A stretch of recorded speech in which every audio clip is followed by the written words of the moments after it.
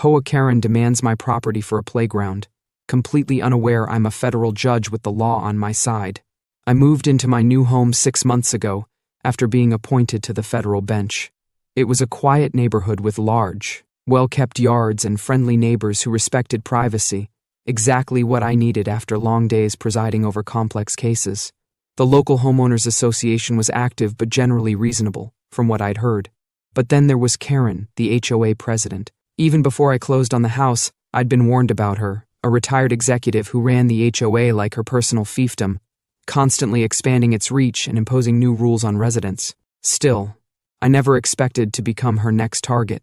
All I wanted was to enjoy my weekends in peace, away from the courthouse. Everything seemed fine at first.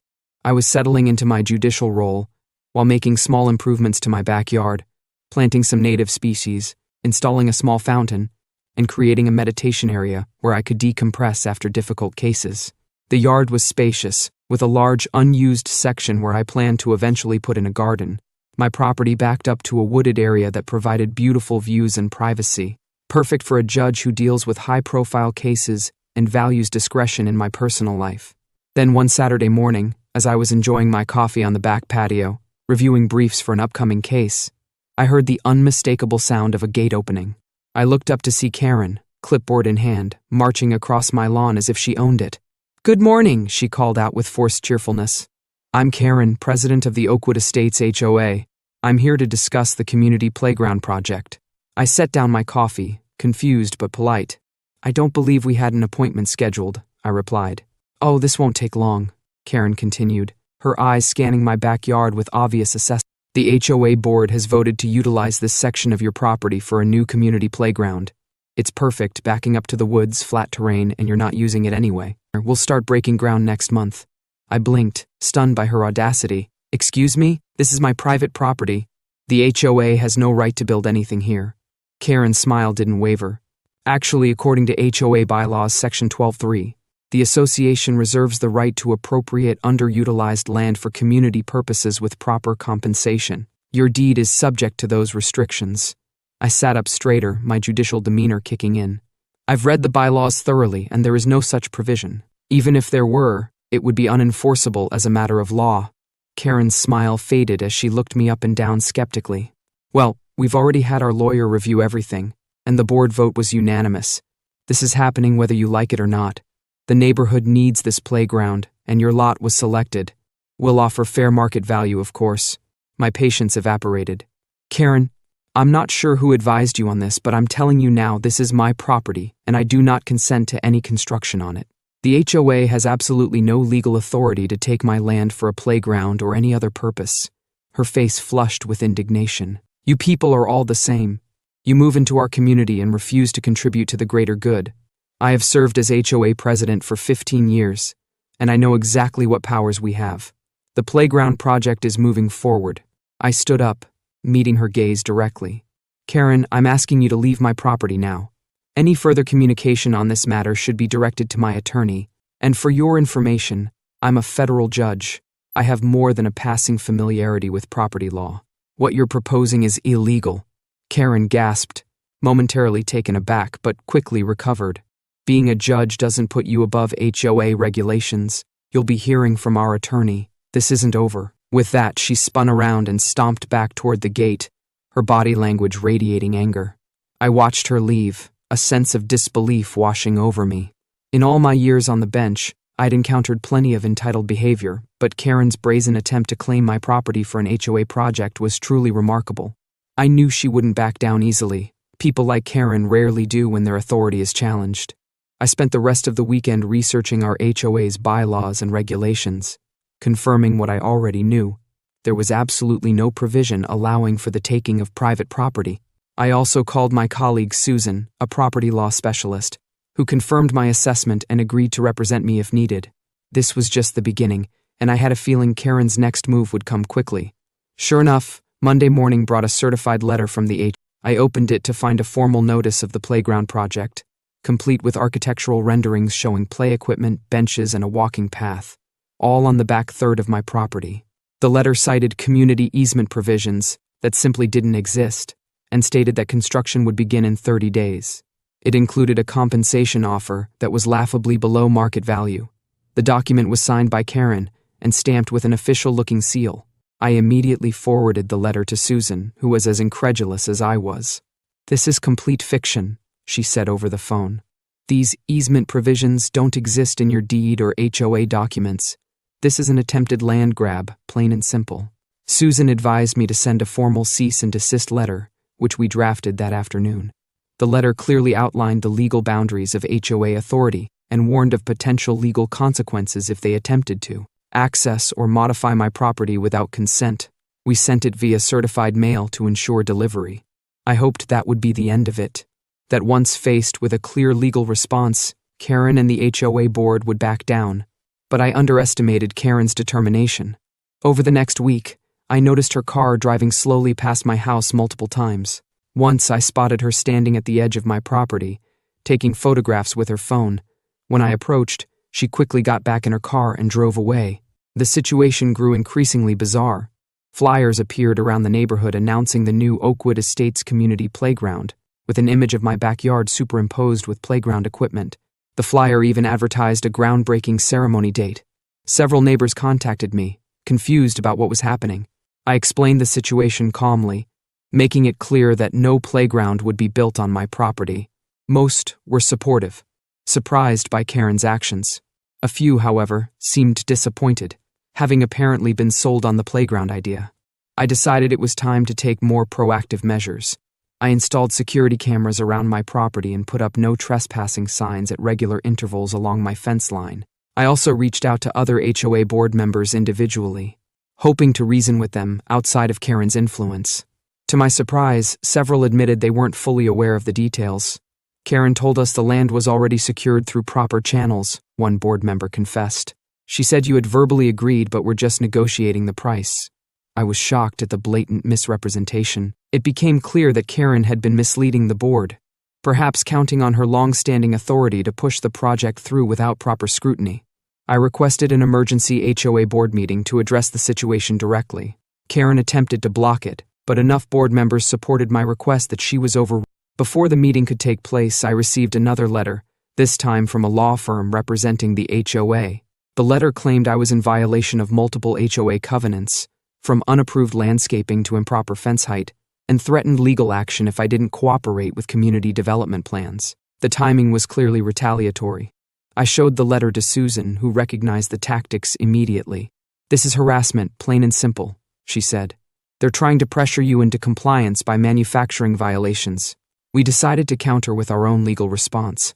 Rather than just defending against their baseless claims, we prepared a formal complaint against the HOA and Karen specifically, documenting the pattern of harassment, trespassing, and misrepresentation. I had Susan draft a comprehensive letter outlining all of Karen's actions, the misrepresentations to the board, and the legal remedies we would pursue if the harassment continued. We included copies of all documentation, photos of Karen trespassing on my property, and statements from neighbors and board members about her misrepresentations. The letter made it clear that as a federal judge, I was particularly concerned about the abuse of power and disregard for property rights demonstrated by the HOA leadership. We sent copies to every board member, not just Karen, to ensure everyone understood the seriousness of the situation. My hope was that once the board saw the full picture and potential legal consequences, they would rein Karen in. For a few days, things were quiet. The groundbreaking ceremony date came and went with no activity. I began to think that perhaps reason had prevailed, and the matter was resolved. Then, returning home from court one evening, I found survey stakes driven into my backyard, marking off the playground area. Attached to one was a notice stating, "Preliminary site preparation construction begins Monday." I was livid. This wasn't just trespassing. It was a deliberate act of defiance after clear legal warnings. I checked my security. Karen and two men entering my property that afternoon, placing the stakes and taking measurements. They had actually cut the lock on my back gate to gain access. I immediately called the police to report the trespassing and destruction of property. An officer came out, took my statement, and reviewed the security footage. He was especially concerned when I explained I was a federal judge, and that this ongoing harassment could potentially be seen as an attempt to intimidate a judicial officer. The officer filed a formal report and advised me that I had grounds for a restraining order. I then called Susan, who agreed we needed to escalate our response. "This crosses a line," she said. "We need to file for an emergency injunction and pursue personal liability against Karen for her actions." I agreed, though I took no pleasure in the knowledge that Karen had effectively forced my hand. The next morning, I was preparing to leave for the courthouse when I found an official-looking notice taped to my front door. It announced an emergency HOA meeting that evening to resolve the playground dispute and address homeowner violations. The notice suggested that fines had already been assessed against my property and that the board would be voting on further enforcement actions. It was a blatant attempt to pressure me before our legal response could be filed. I decided it was time to face this head-on. I contacted the courthouse to reschedule my afternoon proceedings and prepared to attend the meeting, armed with all our documentation and with Susan by my side. That evening, the community center was packed. Word had spread about the confrontation, and nearly every homeowner in the development had turned out. Karen sat at the head table, looking smugly confident. When she saw me enter with Susan, her expression momentarily faltered, but she quickly composed herself. She called the meeting to order and immediately launched into a presentation about the playground project, describing it as essential to our community's growth.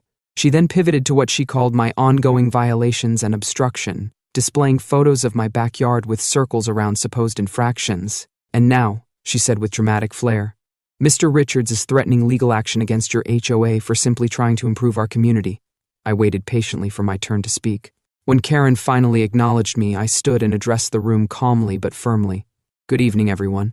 For those who don't know me, I'm Judge Richards. I've been a homeowner here for 6 months and a federal judge for 5 years.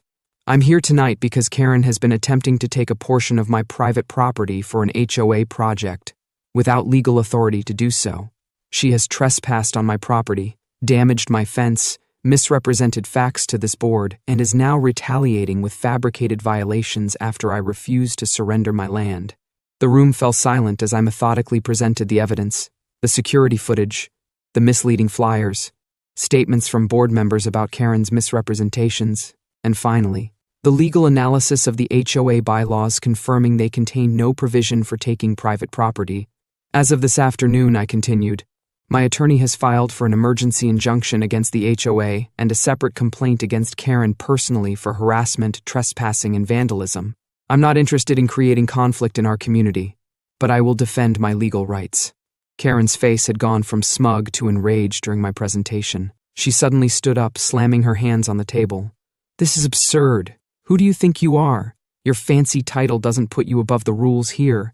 I've run this HOA for 15 years, and I know what's best for this community. The playground project is happening and your obstruction is hurting everyone's property values." I remained calm, which seemed to infuriate her further. "Karen, this isn't about my title or your tenure as HOA president. It's about basic property rights and the rule of law. You have no legal authority to take my land, regardless of your intentions for it." Several board members were now looking uncomfortable, whispering among themselves. One of them, a middle-aged man named David, finally spoke up. "Karen, is it true you told us Mr. Richards had verbally agreed to this project?" Karen sputtered, her composure cracking. He was going to agree once he understood the benefits. "The details aren't important. What matters is doing what's right for the community." The meeting descended into chaos as other homeowners began voicing concerns about Karen's leadership.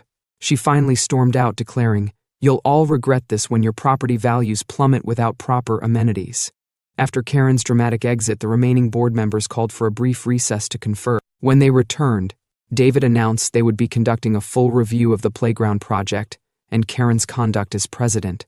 They voted unanimously to halt any action regarding my property and to cooperate fully with the legal proceedings I had initiated.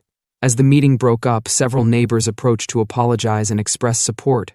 I left feeling relieved but also wary. Karen had been publicly humiliated, but people like her rarely accept defeat gracefully. I suspected this wasn't truly over yet.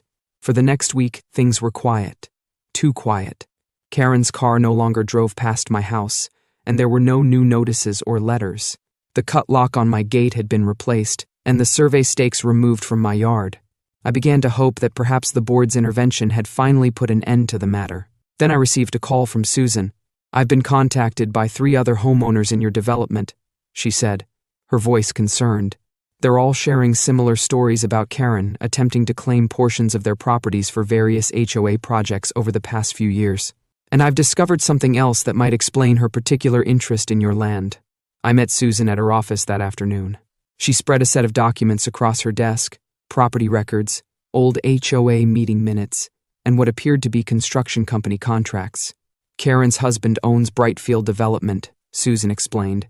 They specialize in community amenities, playgrounds, pools, tennis courts. Every project the HOA has approved over the past decade has been contracted to Brightfield, usually without competitive bidding. I scanned the contracts, seeing the pattern immediately. The proposed playground on my property would have been worth nearly $200,000, with maintenance contracts extending for years. But that's not all, Susan continued, pulling out a map. Your property and these others she's targeted, they all border the nature preserve behind the development. There are preliminary plans filed with the county to expand the community in that direction if certain key properties can be acquired. The picture became clear. Karen wasn't just abusing her HOA authority, she was using her position to funnel contracts to her husband's company and potentially setting up a major land development deal that would be worth millions.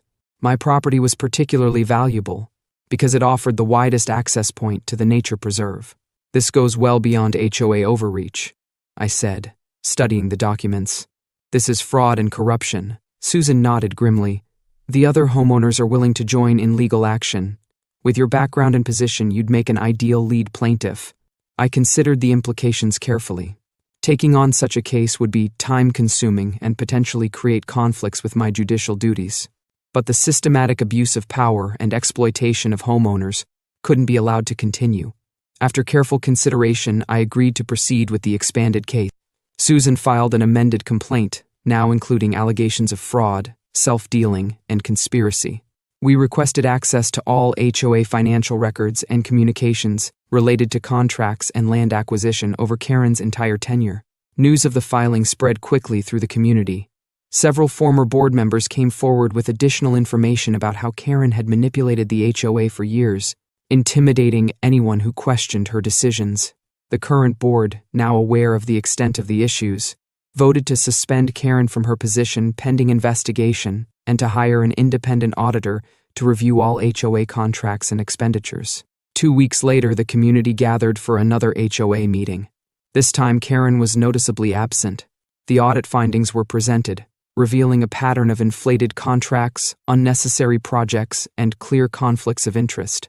Over 15 years, Karen had directed more than $2 million in HOA funds to her husband's company, often for projects of questionable value to the community. The board unanimously voted to remove Karen as president and to cooperate fully with potential criminal investigations. They also formally apologized to me and the other homeowners who had been targeted in the land acquisition scheme.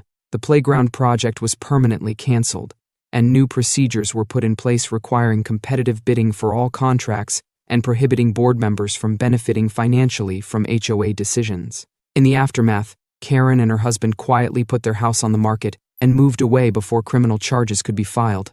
The county prosecutor's office opened an investigation into the potential fraud, using the evidence we had gathered as a starting point.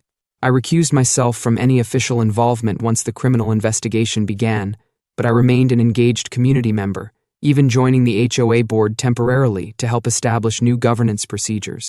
The nature preserve behind our properties was eventually designated as protected land, ensuring it would remain undeveloped. Many neighbors expressed their gratitude for my willingness to stand up to Karen when so many had been intimidated into silence. Looking back, I realized that my training as a judge gave me the confidence and knowledge to challenge Karen's illegal demands, but it shouldn't take a federal judge to protect basic property rights from HOA overreach. The experience inspired me to work with local lawmakers to draft legislation strengthening homeowner protections against abusive HOA practices, which I now advocate for in my free time. Our community has recovered from Karen's reign and is now a model for transparent, fair HOA governance. My backyard remains my peaceful retreat. No playground, just the quiet garden I'd always planned. And whenever I hear stories about power-hungry HOA presidents, I share my experience as a reminder that no one is above the law, especially those who claim to enforce the rules. As for Karen, I occasionally hear updates through the community grapevine. Last I heard, she and her husband moved to a development without an HOA, ironic, given her former passion for enforcing rules on others. The legal system eventually caught up with them, resulting in civil penalties and restitution payments to our HOA. Sometimes I wonder if she ever realized the magnitude of her miscalculation in targeting a federal judge's property for her scheme. But more importantly, I'm proud that standing my ground not only protected my property, but helped restore justice and proper governance to our entire community. The moral of this story? Know your rights, document everything, and never be intimidated by someone just because they carry a clipboard and claim authority they don't legally possess, even if you're not a federal judge.